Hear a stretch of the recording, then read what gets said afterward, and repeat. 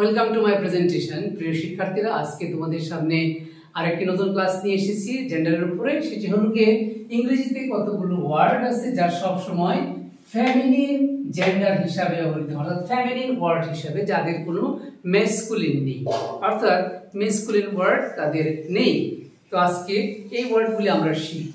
খেয়াল করো, নার্স, সেবিকা, তারপর ভার্জিন অবিবাহিতা বা পবিত্র যুবতী বা কুমারী মেয়ে, তারপরে কি ব্রন্টি কালো চুল বা কালো চুল বিশিষ্ট রমণী, রমণী মানে নারী। তারপরে লন্ড্রেস ধোপানি মানে কি মহিলা ধোপা, ধোপানি ধোপানি মানে কি যারা কাপড় ধোয়। এই কমিউনিটির সাথে কি এই ওয়ার্ডটা জড়িত। ব্লন্ডি সোনালী চুল বা বর্ণ বিশিষ্ট রমণী বা নারী।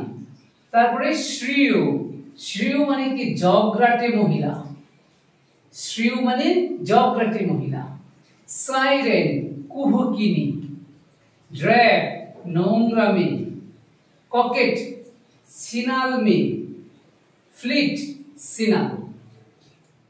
তো আবার খেয়াল করো, অর্থাৎ এই যে শব্দগুলি, এই শব্দগুলি কিন্তু কি অনলি ফর ফিমেল ওয়ার্ড হিসেবে কি কাউন্ট হবে।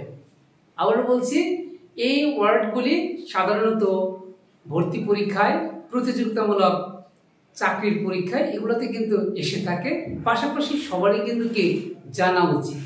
অ্যাজ এ স্টুডেন্ট হিসাবে I suggest you that you should know. If you know these words, when you will take part any kind of competitive exam such as admission or job seeker, you will be able to solve the problem.